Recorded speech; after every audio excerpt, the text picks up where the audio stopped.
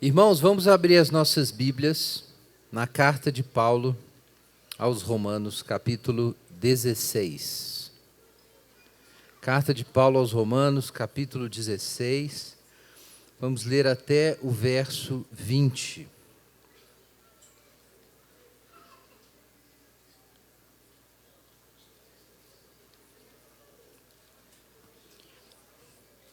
Carta de Paulo aos Romanos, capítulo 16, versos 1 a 20.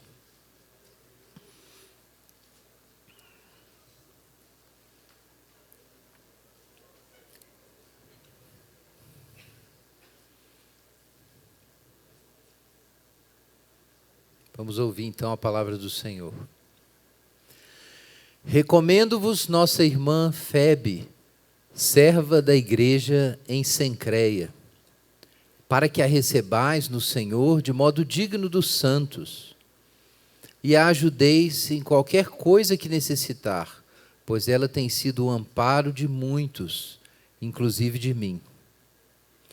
Cumprimentai Prisca e Áquila, meus cooperadores em Cristo Jesus, os quais arriscaram a própria vida por mim. Não só eu lhes agradeço isso, mas também todas as igrejas dos gentios. Cumprimentai também a igreja que está na casa deles. Cumprimentai Epêneto, meu amado, primeiro fruto da Ásia para Cristo. Cumprimentai Maria, que trabalhou muito por vós. Cumprimentai Andrônico e Júnias, meus parentes e companheiros de prisão, os quais se destacam entre os apóstolos e estavam em Cristo antes de mim. Cumprimentai Amplíato, meu amado no Senhor. Cumprimentai Urbano, nosso cooperador em Cristo, e Estaques, meu amado. Cumprimentai Apeles, aprovado em Cristo. Cumprimentai os da família de Aristóbulo. Cumprimentai Herodião, meu parente. Cumprimentai os da família de Narciso, que estão no Senhor. Cumprimentai Trifena e Trifosa, que trabalharam no Senhor. Cumprimentai a amada Pérside, que muito trabalhou no Senhor. Cumprimentai Rufo, eleito no Senhor, e sua mãe, que tem sido minha mãe também. Cumprimentai Asíncrito, Flegonte, Hermes, Pátrobas, Hermas, e os irmãos que estão com eles. Cumprimentai Filólogo e Júlia, Nereu e sua irmã, Olimpas e todos os santos que estão com eles. Cumprimentai-vos uns aos outros com beijo santo. Todas as igrejas de Cristo vos cumprimentam. Irmãos, exorto-vos que tenhais cuidado com os que causam divisões e colocam obstáculos ao ensino que aprendestes. Afastai-vos deles. Porque eles não servem a Cristo, nosso Senhor, mas a seus próprios interesses, e enganam o coração dos inocentes com palavras doces e lisonjas. Pois a vossa obediência é conhecida por todos. Portanto, alegro-me em vós, e quero que sejais sábios em relação ao bem, mais puros em relação ao mal. E o Deus de paz em breve esmagará Satanás debaixo dos vossos pés. A graça de nosso Senhor Jesus Cristo seja convosco. Pai Celeste, nós damos graças por esse dia, por esse tempo, pela Tua palavra, por esses irmãos citados por Paulo. Faz uma obra, Senhor, na nossa vida, em nome de Jesus. Amém.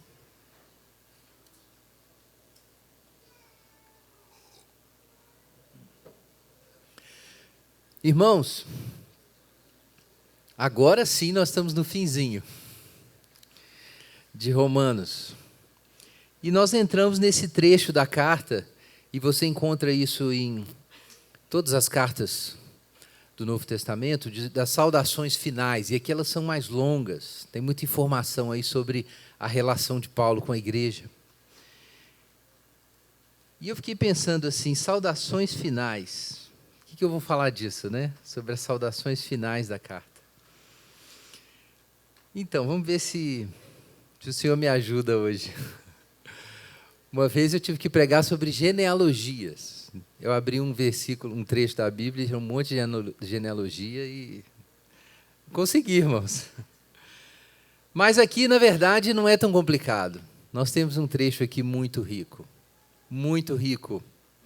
Tem muita carne nesse finalzinho da carta aos Romanos. E eu tomei uma expressão que Paulo emprega aqui no texto para nomear nossa mensagem de hoje, na nossa chamada. Saudações aos que arriscaram seus pescoços. Então, essa foi a chamada. Saudações aos que arriscaram seus pescoços.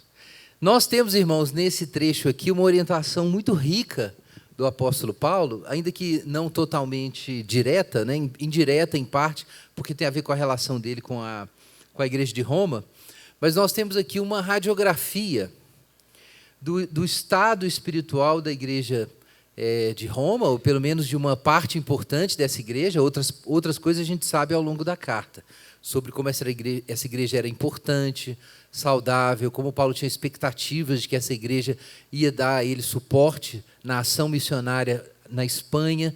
Então ele tinha expectativas a respeito dessa igreja. Mas aqui a gente fica sabendo realmente que tinha muita gente boa naquela igreja. O pessoal dessa igreja de Roma era fera, gente. Era muita gente boa que tinha lá. Então a gente tem uma radiografia de uma igreja sábia, que ainda precisa, claro, aprender coisas, mas nós temos uma radiografia dessa igreja e também uma recomendação de Paulo para que essa igreja permaneça sábia. No final, depois de tudo que ele ensina no seu evangelho. Irmãos, primeira coisa que me chama a atenção aqui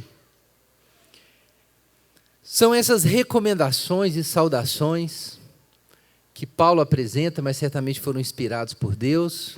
Então, isso aqui são coisas que o apóstolo diz, mas dada a nossa doutrina cristã da Escritura, assim como Jesus é 100% homem, mas também 100% Deus, faz parte da proclamação da igreja há muito tempo, e de todas as igrejas, não só das protestantes, mas de todas as grandes igrejas, né? As orientais, o romanismo, e na tradição protestante a gente diz a mesma coisa, basicamente, que as Escrituras são divino-humanas, elas são palavras de homens, porque foram homens que escreveram, mas também são palavras divinas, porque o Deus infinito tem o poder de se fazer expressar, de falar, através de qualquer coisa.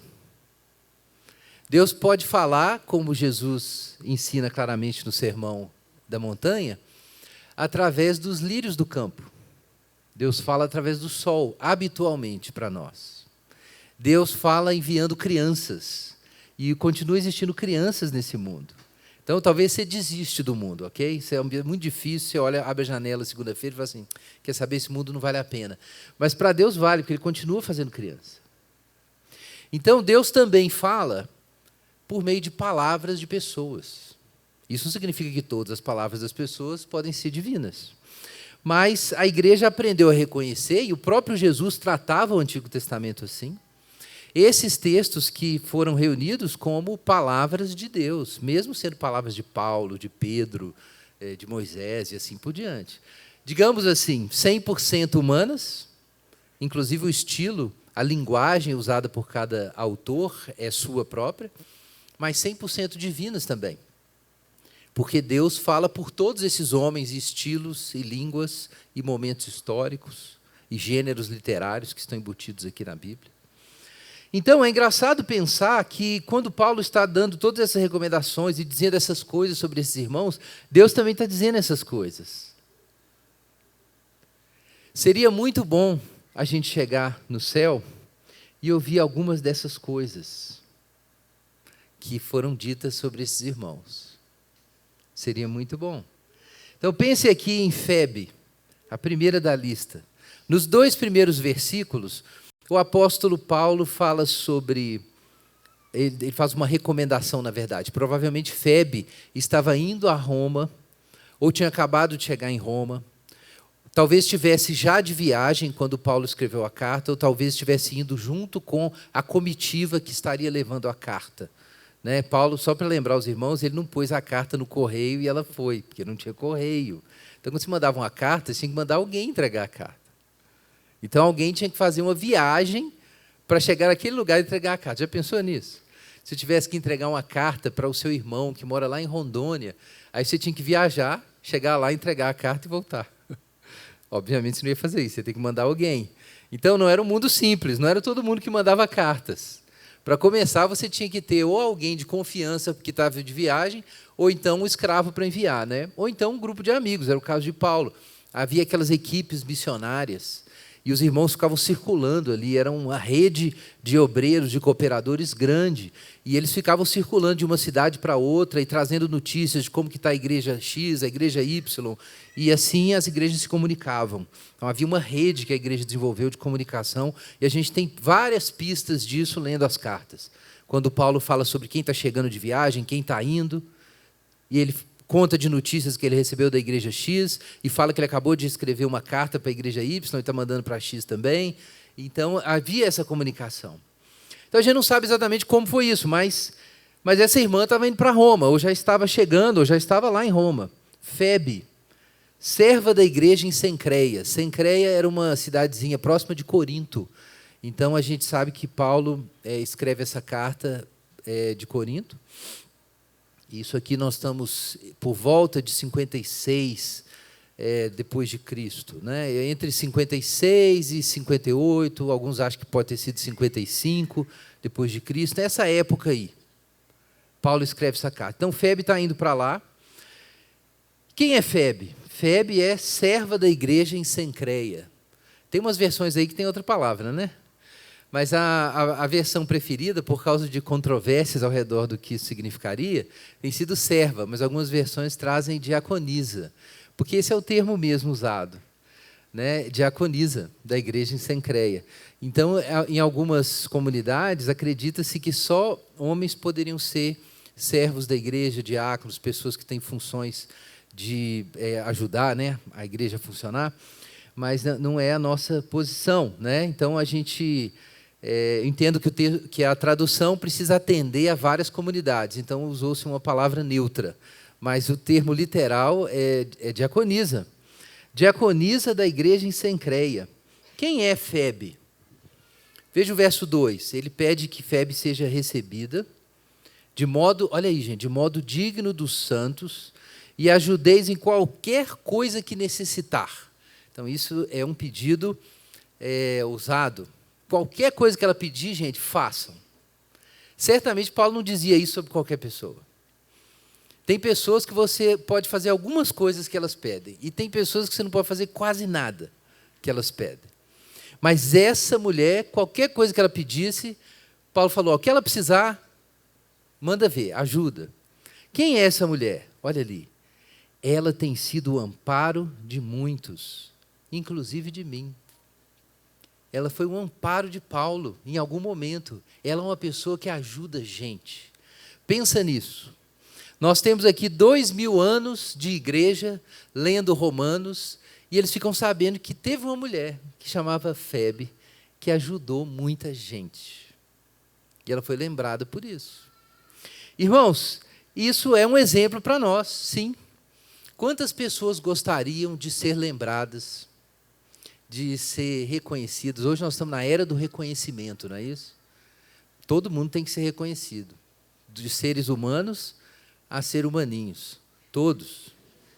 Todo mundo é alguém. Certo, correto. Mas, até por causa dessa mentalidade que nós temos hoje, que é voltada para os direitos e que fala pouco dos deveres, e o problema é que se alguém tem um direito, sabe o que isso significa? Quando uma pessoa tem um direito, que alguém tem deveres em relação a essa pessoa. Não é isso? Se uma pessoa tem direitos, então isso significa que eu tenho deveres quanto a ela, e ela tem reivindicações sobre mim. Então isso é um problema. Porque como você vai ampliar um discurso de direitos sem ampliar uma educação sobre os deveres que as pessoas têm que cumprir para que os direitos sejam reconhecidos? Não é possível falar só de direitos. A não ser que você transfira todos os direitos para onde? Para o Estado, porque aí ele tem todos os deveres. Não é isso? E ninguém tem dever nenhum, a gente só tem direitos. E o Estado cumpre os deveres. Não vai funcionar isso. Mas essa mentalidade é difícil a gente transcender, sair desse negócio. A gente pensa que direito é uma coisa que a gente pode bater o pé e exigir. E aqui Paulo é muito claro. Existe uma razão prática por que essa pessoa deve receber um suporte especial da igreja. É que ela é o amparo de muitos. Não é que nós não vamos amparar pessoas que não ajudam as outras. Pelo contrário, isso faz parte do aprendizado cristão. Primeiro, Deus ama você. Aí depois você descobre quem você é, miserável pecador, conhece a graça, e aí Deus tira, por causa da sua misericórdia, Ele tira amor de você.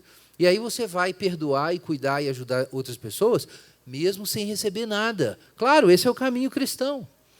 Mas certamente o que não é o caminho cristão é a gente não honrar pessoas que não apenas pelo direito natural, mas pelo caráter, se tornaram dignos de honra.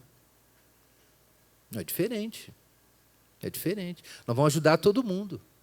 Nós vamos ajudar pessoas indignas e pessoas dignas. Mas algumas pessoas são dignas. E a gente tem que honrar essas pessoas. E essas são as pessoas que são recomendadas. Essas são as pessoas que têm como servir, que têm como ajudar, que você pode contar com elas, não é assim? Então, se você pode contar com elas, é importante que elas contem com você. Então, Paulo recomenda essa irmã. Olha, gente, essa irmã é uma bênção. Lá em Cencreia, as coisas funcionavam. Se alguém precisava de ajuda, quem estava lá? Febe. Febe estava lá para ajudar. Febe não estava só assistindo, vendo as coisas acontecerem. Febe participava. E aí ela está onde, irmãos? Na Bíblia. Você já pensou? Seu nome na Bíblia, desse jeito assim? Fantástico. Febe está melhor do que Davi, que Davi aparece muito na Bíblia, aparece tanto que tudo de errado que ele fez aparece também. Febe não, Febe é simplesmente o amparo, essa mulher. Então ela é recomendada, mas depois vem as saudações. Verso 3 em diante são as saudações que Paulo oferece. Muitas saudações. Saudai, e eu escolhi esse como exemplo aqui para o título da mensagem. Saudai Prisca e Áquila, meus cooperadores em Cristo Jesus. Leia o livro de Atos. Priscila e Áquila aparecem várias vezes. E muitos já notaram que o primeiro nome é Priscila, não Áquila. Por que é sempre Priscila e Áquila e não Áquila e Priscila? Mesmo lá em Atos. Porque, gente, provavelmente Priscila andava na frente do próprio Áquila. A Priscila devia ser um trator, uma locomotiva. E aí vinha o Áquila segurando as pontas atrás. Provavelmente é isso que acontecia. Isso é uma violação dos padrões. Não necessariamente. Se Deus tiver dado dons espirituais a Priscila, mais potentes e com alcance maior do que o próprio Áquila. De repente é isso que aconteceu.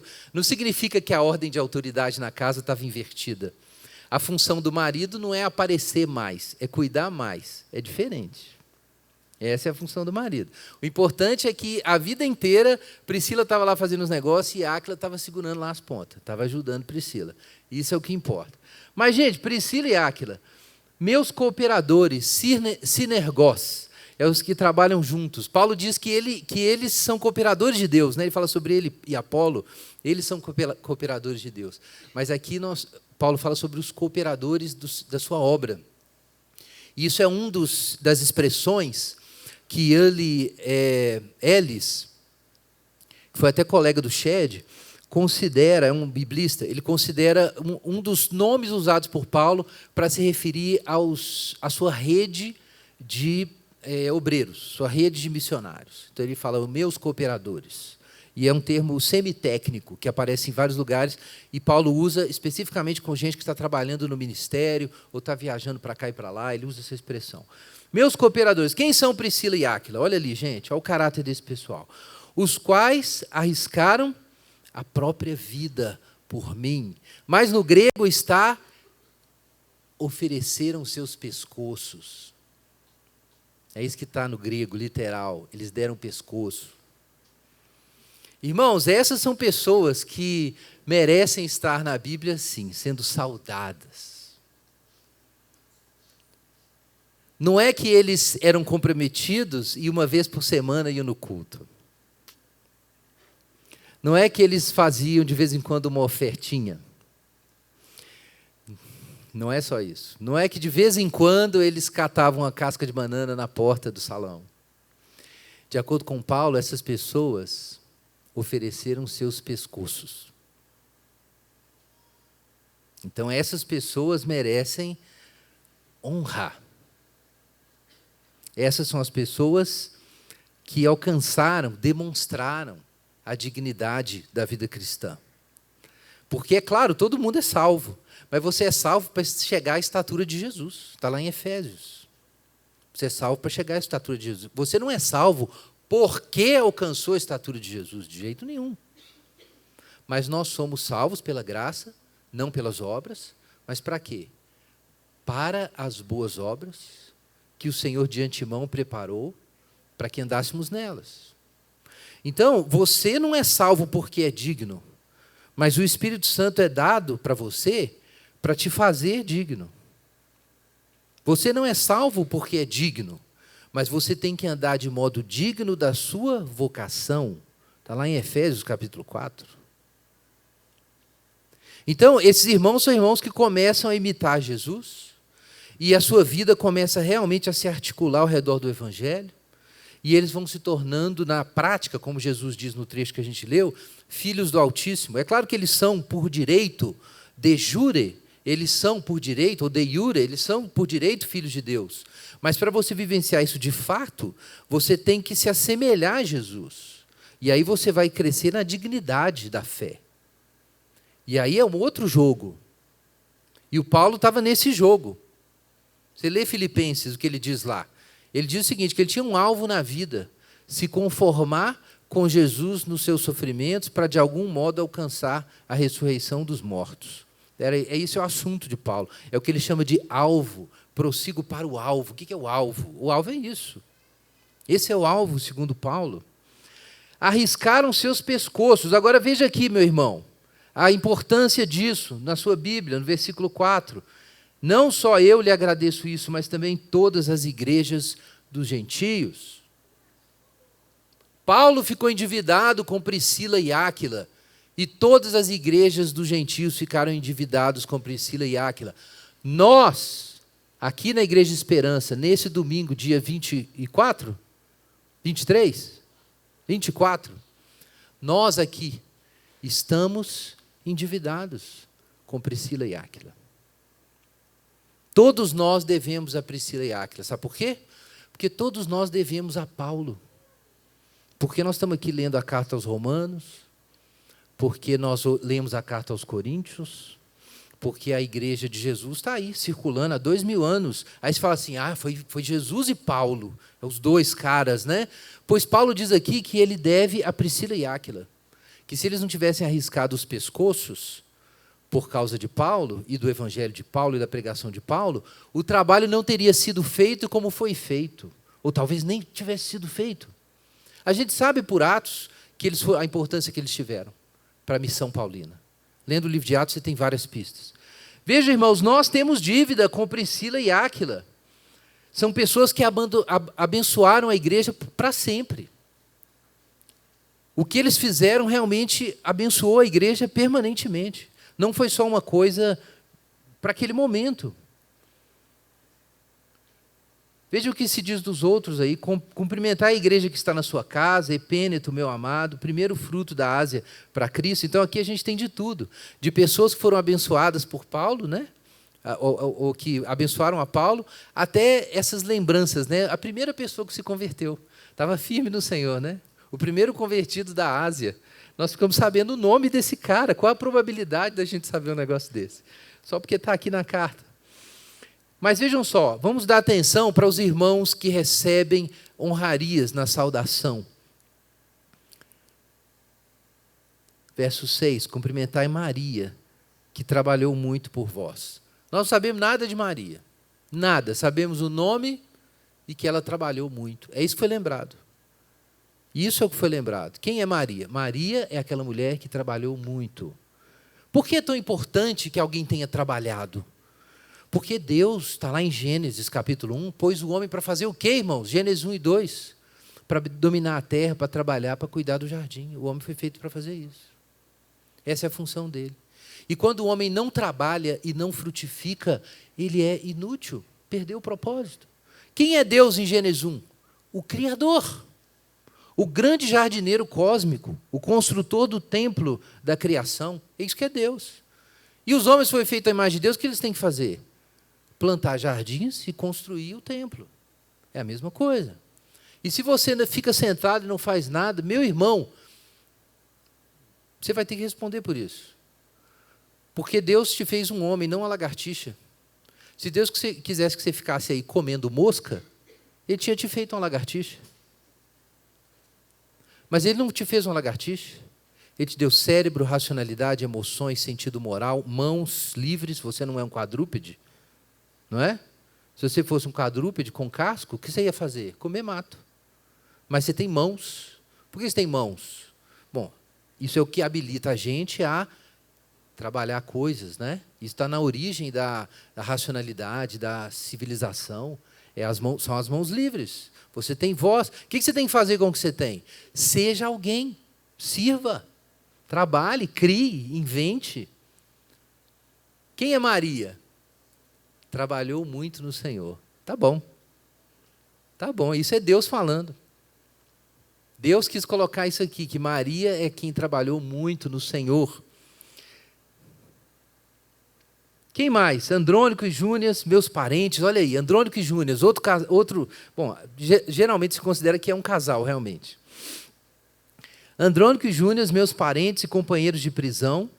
Vejam, irmãos, companheiros de prisão de Paulo. Gente boa. Companheiros de prisão. E mais, vejam, se destacam entre os apóstolos e estavam em Cristo antes de mim. Alguns até pensam que eles seriam apóstolos. Por isso que se diz que eles se destacam entre os apóstolos.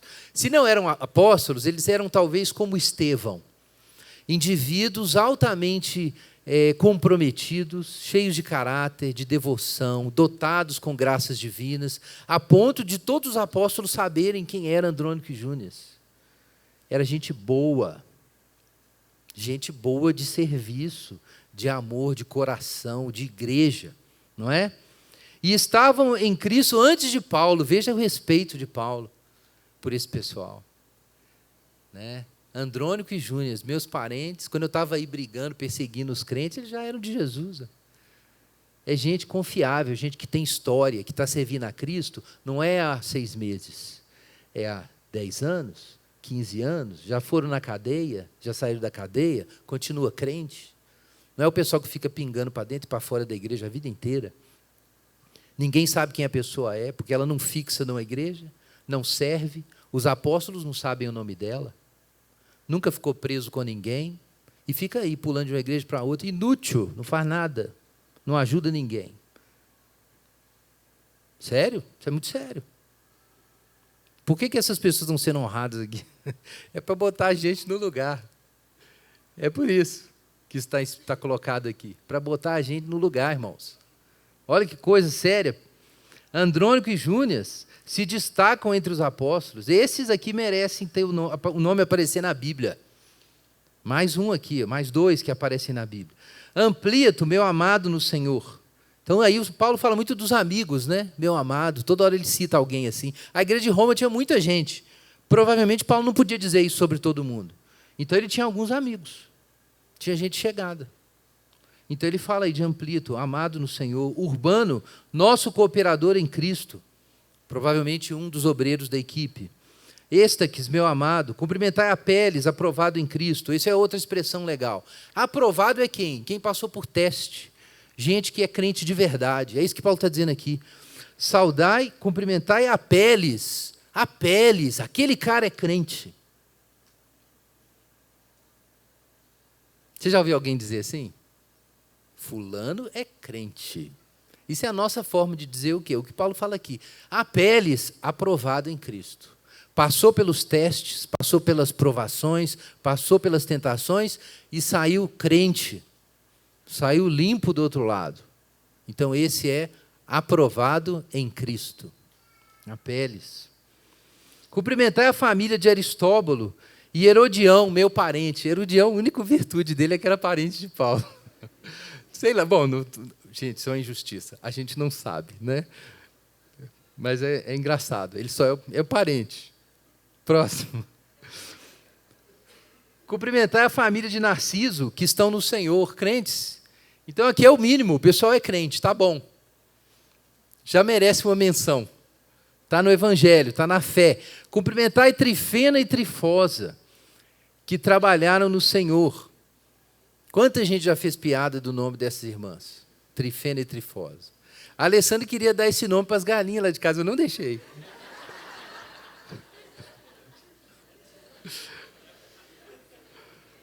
Mas vamos lá, piadas à parte. Olha o que se diz às mulheres, irmãos, verso 12. Trabalharam no Senhor. Olha aí, por que apareceu na carta? Porque serviu, porque trabalhou no Senhor. Aí você fala assim, por que é tão importante trabalhar? Meu irmão, sabe qual é um dos principais títulos messiânicos de Jesus? Está em Isaías? O servo do Senhor. Se você não quer servir e trabalhar, você nem começou a servir Jesus, meu irmão. A seguir Jesus. Nem começou. Você está pensando ainda se vai. Trabalhou no Senhor. Olha ali a Pérside, está no mesmo fôlego aí no verso 12. Cumprimentar a amada Pérside, que muito trabalhou no Senhor, trabalhou muito, não ficou em casa vendo série, revoltado. Trabalhou muito no Senhor, é isso que fez. Saiu de casa, pegou ônibus, gastou dinheiro, fez coisa que ninguém estava vendo, mas Deus estava vendo. Está aqui, ó. Deus viu tudo que ela fez. Ela serviu, trabalhou no Senhor. Cumprimentar Rufo, eleito no Senhor, crente. Eleito, se você ler 1 Tessalonicenses, você vai ver que Paulo, para dizer que alguém era eleito, ele tinha que ver os sinais. Está lá, 1 Tessalonicenses capítulo 1. Quando ele olhou para a igreja e viu fé, esperança e amor. Aí ele fala assim, nossa, a eleição de vocês está provada aí, está confirmada, porque tem as virtudes. Então aqui é alguém que Paulo diz que era eleito, porque ele olhou e viu o Espírito Santo, ele viu a graça, viu as virtudes, falou, não, é outro crente. Rufo, eleito no Senhor.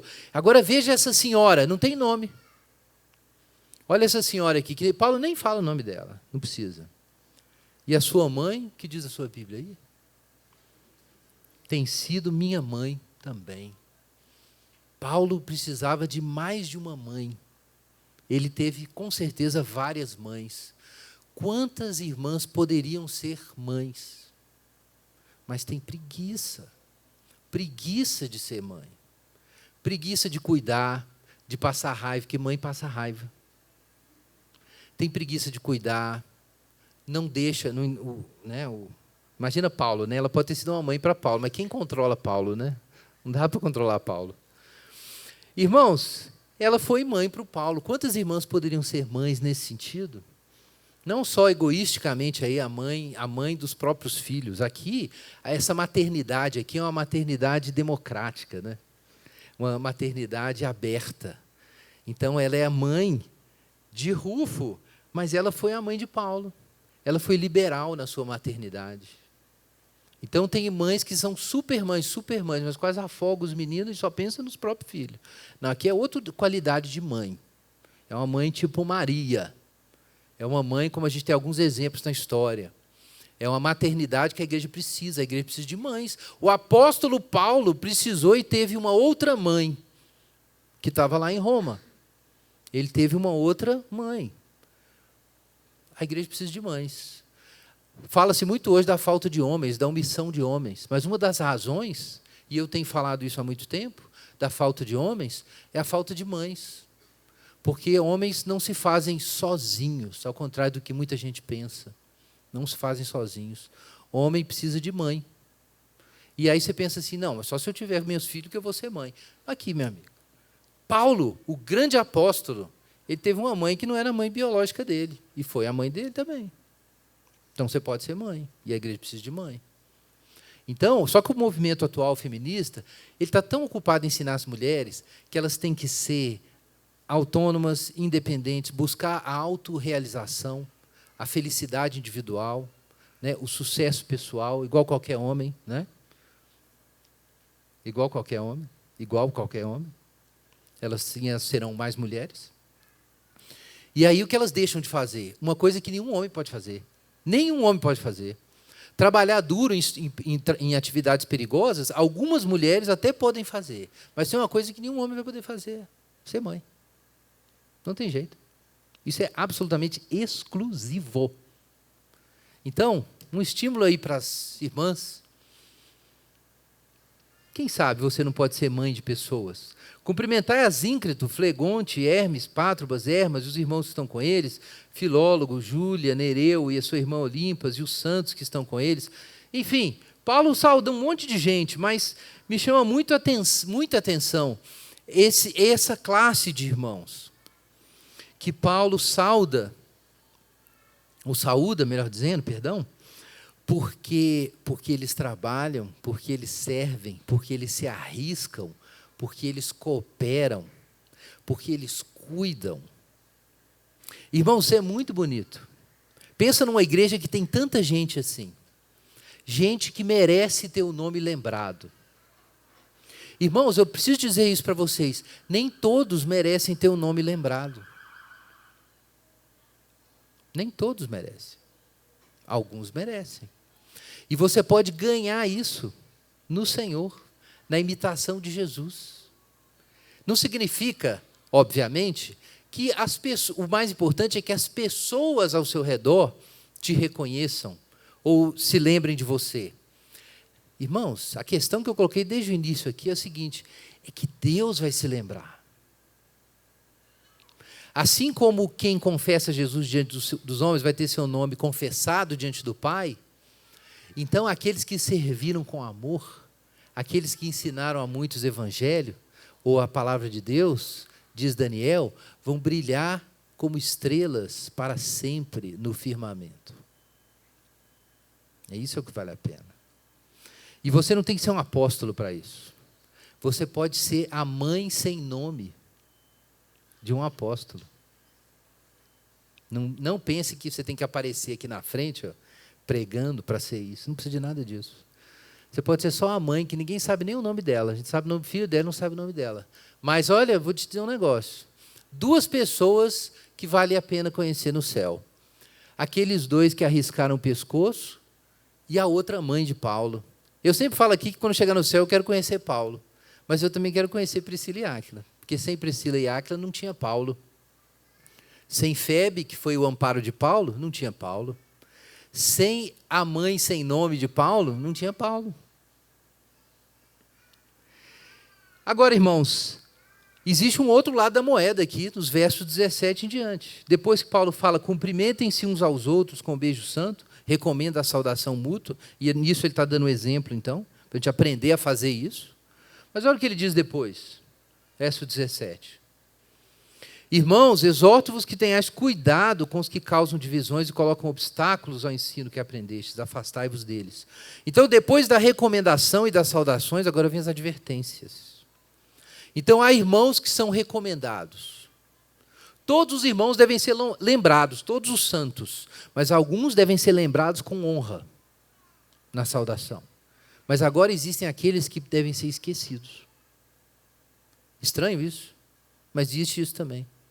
A igreja existem pessoas que têm que ser recomendadas, pessoas que devem ser lembradas e pessoas que devem ser esquecidas. Pesado isso, mas é verdade. Se você vê o ministério de Paulo, de Jesus, você vai encontrar isso ali. Existem pessoas que estão construindo para o Evangelho e tem pessoas que estão desmanchando, que estão destruindo, que estão desfazendo.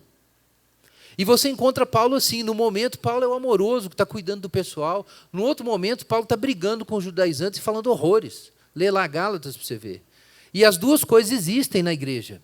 Porque, além da graça de Deus operando na igreja, existe o inimigo plantando o joio. Jesus já tinha avisado que isso ia acontecer.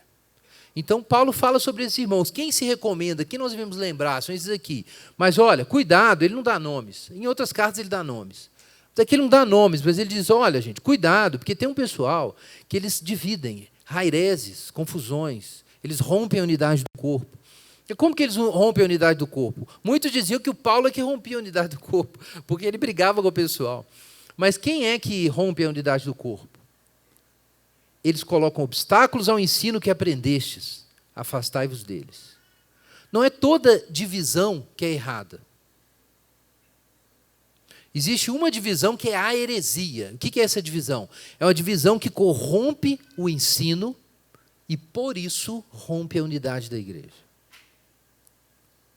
Então, é isso que a gente tem que entender a respeito de Paulo. Paulo estava o tempo inteiro tentando costurar a relação das igrejas gentílicas com a igreja de Jerusalém. A gente viu isso em vários lugares e estudamos aqui quando expusemos Romanos. Mas Paulo queria juntar algumas coisas e separar outras. E aí ele diz aqui em Romanos, nós lemos, capítulo 15 de Romanos. Nós lemos isso. Paulo pede orações para ele se ver livre dos rebeldes da Judéia. Quem era esse pessoal? Era essa turma. É gente que está ali na comunidade cristã, mas está dividindo o negócio, porque está corrompendo o ensino, corrompendo a ortodoxia. Então, Paulo está costurando e separando, o tempo inteiro. Costurando e separando. Esse é o trabalho apostólico. Para quê? Para a igreja ser apresentada para Jesus. Então, irmãos, vejam aqui a importância disso. Nós precisamos, por um lado, ser ativos em ouvir as boas recomendações, em reconhecer todos os irmãos e honrar os que são dignos de honra, e também de identificar e separar quem espalha, quem corrompe a unidade da igreja, quem traz o ensino falso, que contradiz a ortodoxia cristã. O que se faz com esse pessoal? Tem que cortar, senão isso atrapalha a saúde da comunidade. Atenção, isso não significa excluir as pessoas da vida, da existência. A vida continua, o mundo está aí. Mas a igreja cristã não é o mundo. É uma comunidade separada. É uma comunidade separada para Deus. Tem uma missão a cumprir. Então não pode gastar sua energia com gente pilantra. Não pode. Então veja o que acontece. Cuidado com pessoas que causam divisões, colocando obstáculos ao ensino. Questiona o que o apóstolo Paulo diz, duvida da autoridade da Escritura, ignora trechos grandes da palavra de Deus, porque não se adaptam e elas querem ser aceitas pelos homens, e muitas vezes aquilo não se adapta. Agora, o que acontece em última instância? Paulo falou de tanta gente que está servindo ao Senhor, agora, de novo, isso é terrível. O próprio Deus falando por meio de Paulo, versículo 18, essas pessoas não servem a Cristo nosso Senhor. Existem pessoas que estão no meio das igrejas cristãs, trabalhando no meio das igrejas cristãs, mas não estão servindo a Cristo. Elas estão rompendo o tecido do corpo de Cristo. Não estão servindo a Cristo. Parece que estão servindo, mas não estão. Parecem que estão ensinando a verdade. Não. Parece que estão trazendo amor e inclusão, mas estão fazendo outra coisa. Parece uma coisa, mas é outra. Quem eles servem? Diz o verso 18. Apenas seus interesses e enganam o coração dos inocentes com palavras doces e lisonjas. Gente, a marca desse ensino falso é sempre a mesma.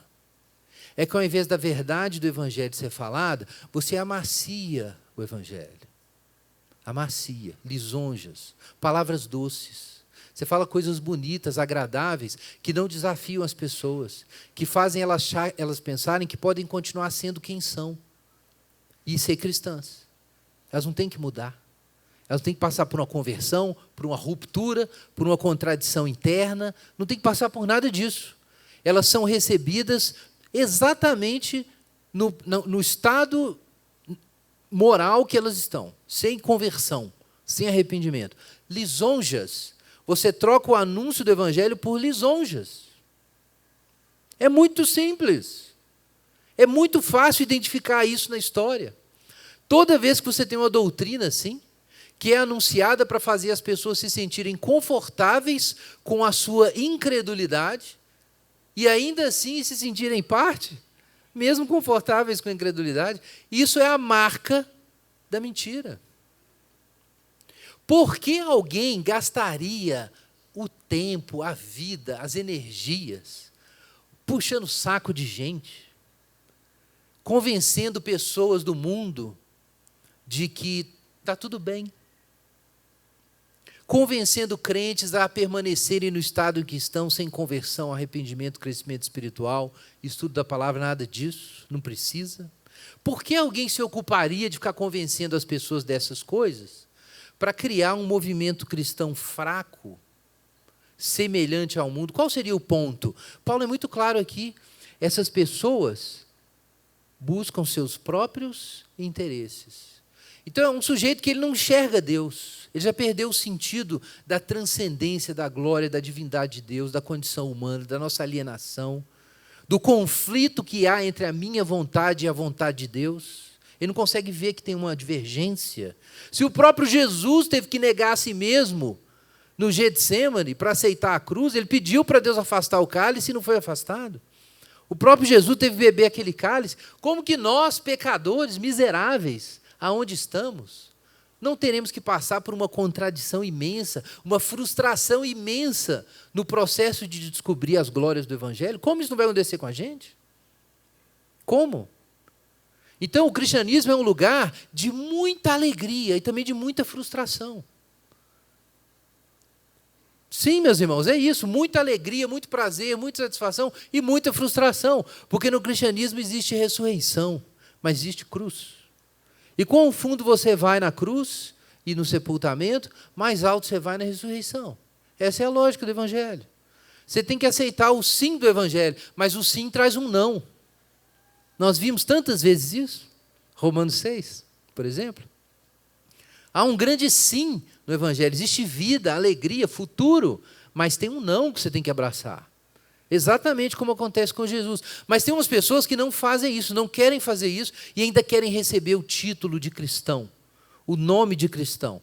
Então elas vão adaptar o Evangelho a qualquer pensamento pagão, se fosse na época de Paulo, ou secular na nossa época, para ganhar o apoio e as lisonjas dos homens. E assim se sentirem alguém. Não estão servindo a Cristo, estão servindo a si mesmos.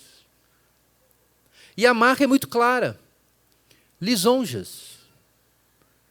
Irmãos, nós temos que ser amorosos com os incrédulos? Sim, mas nós não podemos esconder deles o escândalo da cruz. Não. Isso a gente não pode fazer. O escândalo da cruz tem que ser abraçado. E o escândalo da cruz significa que os nossos pecados foram condenados. Deus deu uma palavra na cruz sobre a nossa condição. Ele disse algo. Nós não podemos agora brincar com a cruz e usar ela para outros fins. Então, é muito claro que nós temos aqui pessoas que causam divisões, questionando a doutrina clássica da Escritura, a doutrina da igreja, e que fazem isso porque servem não a Cristo, mas a si mesmos, e ficam lisonjeando e juntando pessoas ao redor deles para serem amados pelos homens, para satisfazer o seu buraco interno, ao invés de satisfazer a sua sede na cisterna verdadeira, né? Vai procurar a cisterna rota, em vez de buscar a água do Senhor. Irmãos, isso existia na época de Paulo e continua existindo hoje. Uma das manifestações mais evidentes, uma das mais evidentes hoje, é a associação de muitos cristãos que se consideram conservadores com discursos de autoritarismo e violência. Quantos cristãos eu vi aparecendo por aí em entrevistas, né, com a tal da arminha, né? Vocês lembram disso? Por que isso? Não está correto isso. A gente não pode se associar com esse tipo de coisa. Mas muita gente vendo conservadores incrédulos e muitas vezes com ideias bem perigosas a respeito, com atitudes, melhor dizendo, perigosas, autoritárias e tal. Quantas vezes apareceu gente assim, dando suporte ao cristianismo, porque viu o cristianismo e viu os evangélicos como uma fonte de suporte, de energia, contra a insanidade lulopetista? Né? Isso não aconteceu? Então, juntou esse pessoal, e aí muitos crentes ficaram deslumbrados com isso. Ficaram deslumbrados com isso aí. E aí começam a confundir o ensino do evangelho com outra coisa que parece com o evangelho, mas não é o evangelho. Porque o evangelho fala de justiça, fala de autoridade, fala de honra, fala de respeito, fala disso tudo.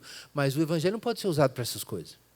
Mas nós temos um outro lado aqui também, muito claro, e talvez mais pernicioso hoje, ainda mais pernicioso do que esse perigo novo, que surgiu mais recentemente. É a turma do toda forma de amor vale. Toda forma de amor vale tudo. Liberação sexual, né? Jesus veio nos libertar para isso, para você poder ser feliz afetivamente, ser feliz sexualmente. Jesus veio fazer isso. Não, Jesus não veio fazer você ser feliz e satisfeito sexualmente. Jesus veio te fazer bom, mesmo que isso te torne emocionalmente infeliz. Isso sempre foi a visão cristã. Ser feliz não importa, se importa imitar Jesus. A única felicidade que vale é a felicidade do bem. É a única que vale, é a única que importa. O que importa é ser bom, amar os outros, se assemelhar a Deus. O que importa é ter um amor que é capaz de lavar os pés de Judas. É lá que eu quero chegar. É um amor invencível, indestrutível, que pode ser qualquer treva ao redor dele, ele continua brilhando do mesmo jeito. E isso é imortal, é isso que os cristãos estão procurando. Que caramba de felicidade! Não existe isso. Como diz Calvino na verdadeira vida cristã, esse mundo é um vale de lágrimas. Você constrói a sua vida feliz e aí na próxima esquina você perde o emprego, sua mulher te trai, seu filho morre, qualquer coisa acontece, acabou. Acabou, isso é mentira. A gente vai ser o quão feliz temporalmente quanto for possível, quanto Deus nos conceder, mas a nossa agenda não é essa. A nossa agenda é a imitação de Jesus Cristo. Essa é a agenda cristã. Cristão que está pregando que a agenda cristã é a felicidade sexual e afetiva, isso é falso profeta. Está cheio de falso profeta no meio evangélico hoje, dizendo essas barbaridades. E querendo mudar o ensino cristão, mudar o ensino de Paulo, o ensino de Jesus, para acomodar esse negócio. E aí Paulo diz, olha, afastem-se dessas pessoas que começam a dividir a comunidade, questionando a doutrina cristã. Não, esse pessoal aí é para ficar longe mesmo. É o que diz Paulo. Então é importante, irmãos, a gente lembrar disso. A igreja precisa cuidar da pureza do evangelho. Ela precisa ter unidade? Precisa, mas a unidade tem que ser ao redor da doutrina que nós recebemos. É isso que o Paulo diz. A gente se une ao redor de pessoas que amam a palavra de Deus, que honram a palavra de Deus, que dão exemplos de serviço, de abnegação para o evangelho. É isso que deve ser o critério. Com qual igreja eu devo me envolver? Com que irmãos eu devo me envolver? Quais são os líderes que eu devo seguir? Meu irmão, leia a sua Bíblia. Leia o que Paulo diz aqui em Romanos. Procura um lugar onde isso é feito, onde as pessoas levam o evangelho a sério, não querem mudar a doutrina para serem palatáveis para o mundo e que servem uns aos outros. Desse jeito que Paulo diz aqui. Aí você fala assim, não, se pode gerar legalismo? Pode, mas aqui não tinha. Aqui o que a gente tem é o quê? São amigos, pessoas comprometidas umas com as outras, que entregam o pescoço umas para as outras. Então, isso é a igreja verdadeira, é isso que nós estamos procurando. Agora, por que Paulo está dando essa orientação? Versículo 19. Pois a vossa obediência é conhecida por todos, e eu me alegro por vós, e quero que sejais sábios em relação ao bem e puros em relação ao mal. Por que eu estou dizendo isso para vocês, irmãos de Roma? Eu estou dizendo isso para vocês. Por que eu estou dizendo isso para vocês? Paulo diria, porque vocês são uma igreja maravilhosa. Vocês são uma igreja cheia da graça de Deus, uma igreja de verdade. Vocês são uma igreja de verdade. Todo mundo sabe da obediência de vocês. Vocês são um farol no meio das trevas. Vocês são isso. E eu gostaria que vocês continuassem assim. Eu gostaria que vocês continuassem crentes como vocês são, cada vez mais sábios, com mais discernimento para separar o bem do mal e não cair nessas conversas fiadas. Continuem sendo e servindo como vocês estão e não caiam nessas coisas falsas. E se vocês permanecerem no bem, diz o apóstolo Paulo no verso 20, olha aí na sua Bíblia, o Deus de paz em breve esmagará Satanás debaixo dos vossos pés. Irmãos, é assim que se ganha a batalha espiritual. Como é que a gente ganha a batalha espiritual? Ainda tem irmãos, está acabando, mas ainda tem irmãos que se vestem da armadura, né? Não tem uns desenhos animados que que o cara fala, que vem armadura, né? O Jaspion, não sei, Cavaleiros do Zodíaco. Que fala um negócio, aí vem todos os irmãos que fazem assim, na adoração, eles começam a vestir as armas. Está lá em Efésios, né? A armadura de Deus. E, não, irmãos, deixa eu explicar para você. Isso é fantasia. Não tem nada disso. Isso é a Disneylândia. O que é a armadura de Deus? Lê direito lá em Efésios. A armadura de Deus são virtudes de caráter que são incorporadas. A fé, a esperança, a verdade, são coisas que se tornam parte de você. E aí elas estão disponíveis quando chega o dia mau. Então é o seguinte, a forma de vencer Satanás é continuar crente. É isso. Não é essas piruetas espirituais aí, não é isso. É continuar firme na fé. Como é que Jesus expulsou Satanás? Está no Evangelho de João. Muito claro. Quando Jesus diz que chegou a hora do mundo ser julgado e o príncipe desse mundo será expulso. E quando eu for levantado da terra, atrairei muitos a mim. Como é que Jesus expulsou Satanás? Jesus expulsou Satanás quando reuniu com aqueles 12 discípulos, incrédulos e um traidor, e lavou os pés desses discípulos. Quando ele amou seus amigos até o fim, mesmo seus amigos sendo picaretas como eram. Pedro depois negou Jesus, Judas traiu, mas ele amou até o fim. Judas não foi amigo de Jesus, mas Jesus foi amigo de Judas até o fim. Jesus venceu Satanás porque Jesus foi bom até o fim. E aí Jesus venceu o mal com o bem. Volta a sua Bíblia em Romanos, capítulo 12. Capítulo 12, versículo 13.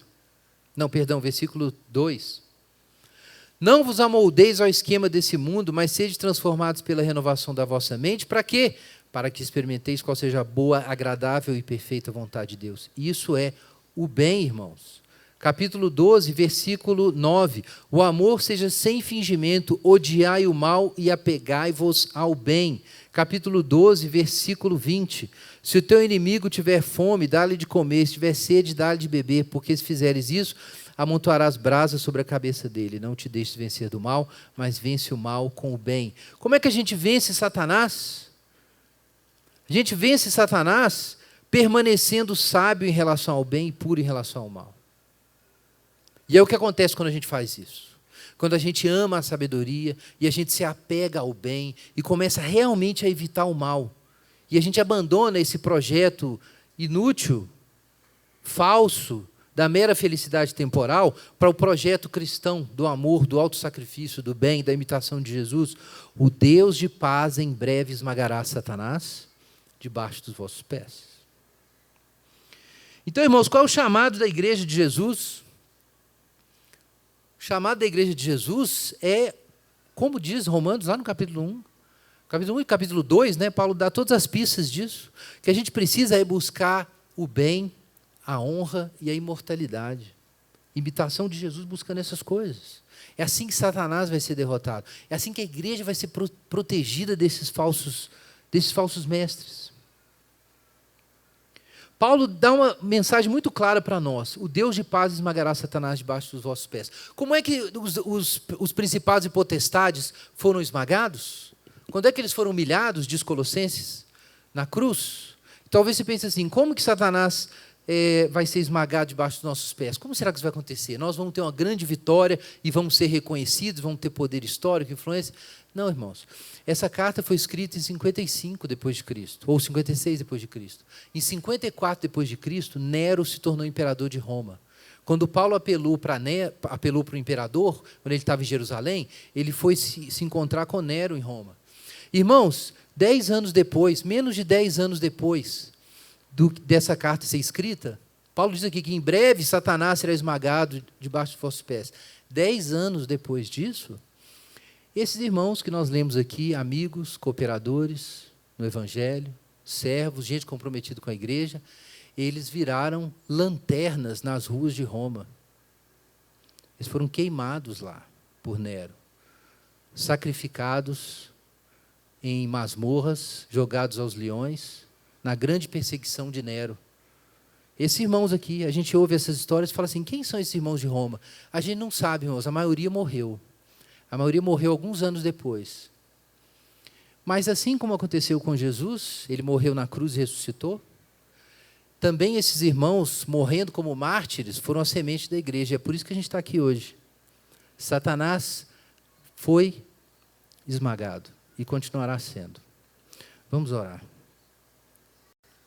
Enquanto os irmãos distribuem os elementos, peça ao Senhor para colocar o seu coração no lugar certo.